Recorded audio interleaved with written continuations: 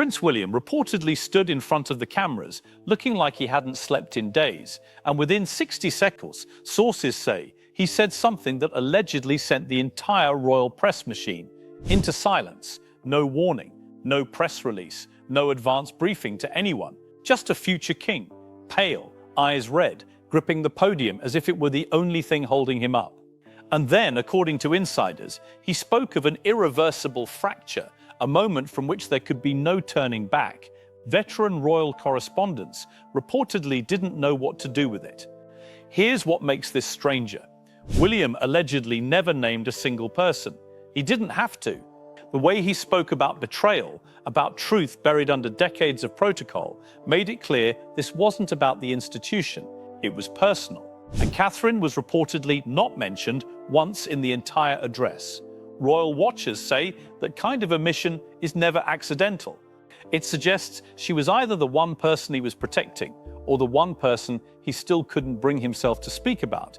Palace aides had allegedly pleaded with him for hours to reconsider. Senior royals were reportedly locked in crisis talks, while William was already walking toward the podium. Whatever he had found, insiders claim it had already become bigger to him than the crown itself. So how did it get to this point? For months, William had reportedly seemed distant, missing engagements, distracted, wearing a smile that never reached his eyes. Speculation ranged from marriage strain to renewed tension with King Charles. But according to sources close to the family, nobody had the full picture, because the full picture was allegedly sealed inside his father's private archive. Reports suggest William used a master key, one said to have passed from Queen Elizabeth to Charles during the transition of power.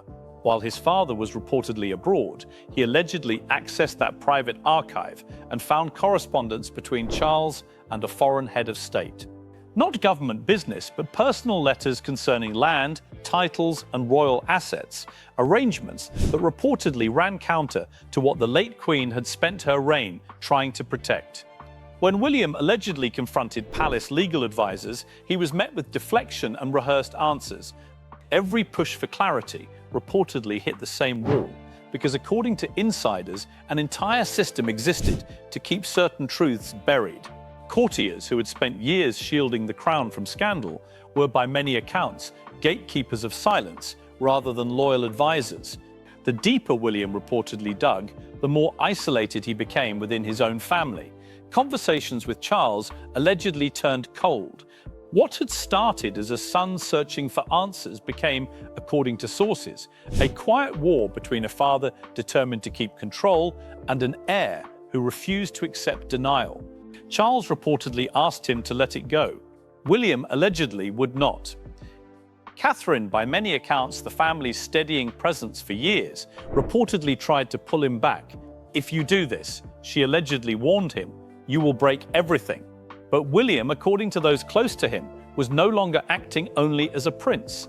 He was acting as a father who wanted his children to inherit something honest. And she may have had reason to worry, because the fallout reportedly did not stop with his announcement. It appears to have triggered something far larger. As William's statement spread across headlines, a royal aircraft reportedly landed at Heathrow under unusual secrecy. No flight records, no press presence, only security escorting a single passenger. Prince Harry allegedly stepped off that plane exhausted, holding a sealed envelope bearing the royal crest, said to contain a letter from Princess Diana recovered from a private vault. Harry, according to sources, had not chosen to return. His arrival allegedly followed a rarely invoked royal protocol requiring bloodline members to report to the UK during a declared crisis. Meghan Markle reportedly chose not to accompany him, with sources suggesting she did not trust the circumstances surrounding the summons. Harry is said to have flown back alone. At the palace, tensions reportedly escalated quickly. Princess Anne and Prince Edward are said to have blocked Harry from entering the private royal quarters, with staff describing raised voices and a tense standoff. Anne allegedly told him this was no longer about personal feelings, but about the survival of the institution.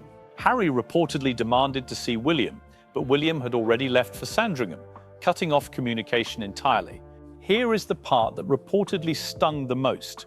William had allegedly intended for Harry to receive his message before the public did, with an early version of the speech said to have been sent ahead through royal channels. Something apparently went wrong, and Harry, according to multiple accounts, learned the truth from headlines like everyone else. He reportedly felt completely blindsided. The two brothers are said to have finally met face to face in a quiet hallway lined with portraits of their ancestors.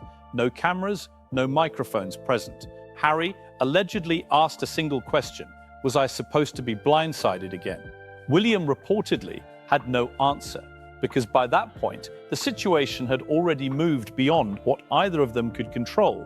While public attention stayed on the brothers, Catherine was reportedly struggling in private. Sources described fainting spells and days she would not leave her room, a strain said to come less from illness and more from the emotional weight of watching William's unraveling up close. The turning point allegedly came when a private journal believed to belong to Catherine was leaked hours before William's announcement. One line, according to reports, spread rapidly online: "I wish I had left before this broke us all." Catherine has never given a public interview, yet her private pain reportedly reached further than any palace statement could.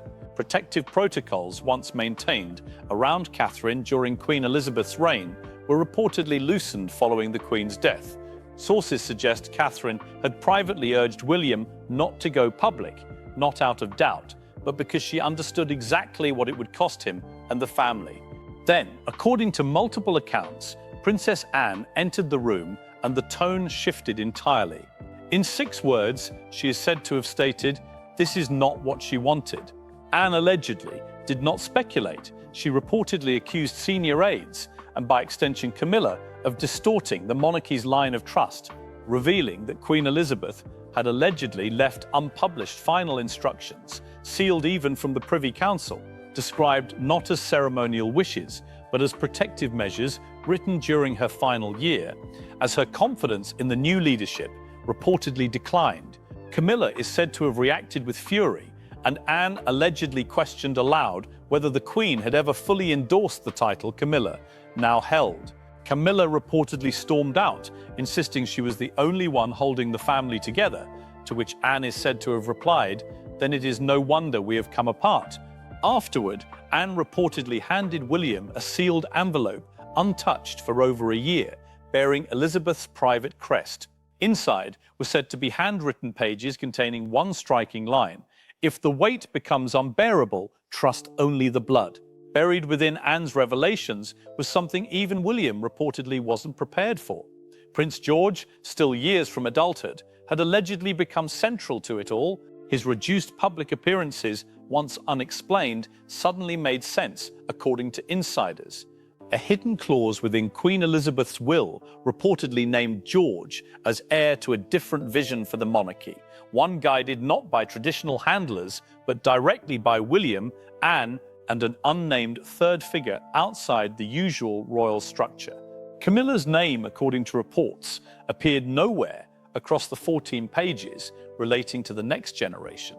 An omission many close to the family believe was intentional. Catherine allegedly refused to allow George to appear anywhere outside her direct supervision, and tensions with Camilla reportedly boiled over, with Camilla accusing Catherine of orchestrating a succession trap. Catherine's reported response was brief and final: "You were never part of her plan." In fulfillment of what were described as the Queen's private wishes, Anne reportedly held a quiet ceremony inside one of Elizabeth's private chapels, presenting George with a symbolic heirloom said to be passed down only when the family's future required protecting. According to sources, George was no longer seen simply as a child, but as a symbol of what still could be preserved. Within hours, aides loyal to Camilla reportedly began circulating doubts about the will's authenticity, and what followed has been described as a quiet legal and emotional struggle centered around a child too young to grasp its weight. William then reportedly made his next move, standing before the royal household to announce what insiders have called a sweeping reset, a signed directive said to remove Camilla from any formal role tied to the next generation of heirs. Her name, according to reports, was not simply reduced in standing, It was removed entirely from rosters, planning documents, and future ceremonial roles. Witnesses reportedly described gasps echoing through the halls of Windsor. Camilla's expression allegedly turned to stone. Several longtime staff are said to have resigned in protest, while others reportedly welcomed the shift quietly. Anne, Edward, and Catherine appeared, according to observers, notably united. Charles, meanwhile, reportedly said nothing at all, watching from a private balcony in what many described as deliberate silence, a silence that left Camilla, by most accounts, fully exposed. She was reportedly escorted from the East Wing by royal security, a moment insiders have called the closest the modern monarchy has come to publicly distancing itself from a reigning queen consort. Amid the unfolding events, an old recording was reportedly discovered in storage, once belonging to Queen Elizabeth. According to those present, when the audio played, the room fell silent. Princess Diana's voice, soft and unmistakable, reportedly said, "Never trust a crown that forgets its roots." She named no one directly, but one line, according to multiple accounts, stood out sharply. "If they ever rewrite your place, know it started with her." For William, sources say there was no doubt who that meant. He reportedly withdrew from public view for hours afterward, having realized that his mother's private words had quietly aligned with everything he had already chosen to do. He is said to have entrusted the recording to Anne, and later that evening, in a private sitting room at Windsor, George and Charlotte reportedly heard their grandmother's voice for the first time, described by Anne, according to sources, as something meant not for the world, but for their future. When word of the recording spread, public reaction was reportedly unlike anything seen since Diana's passing, with tributes and vigils appearing outside palace gates within hours. Charles then reportedly addressed the nation directly, without formal staging, his voice said to carry visible emotion as he stated, "I was not strong enough to keep the family whole." He reportedly acknowledged shortcomings as both a husband and a father, and in a moment described as unprecedented, he offered to step back from active royal duties indefinitely, framing it not as retreat, but as space for renewal. "The world has changed," he reportedly said, "and the crown must change with it, or not at all." He then announced plans to formally reinstate Queen Elizabeth's previously unpublished final wishes as official protocol going forward, ensuring her intentions would finally guide the institution she had spent her life serving. His closing words, according to multiple reports, were simple: "Let the future be theirs, not mine." As the palace grew quiet once again, one thing seemed certain across royal commentary. The monarchy, many believed they knew, had reportedly changed for good.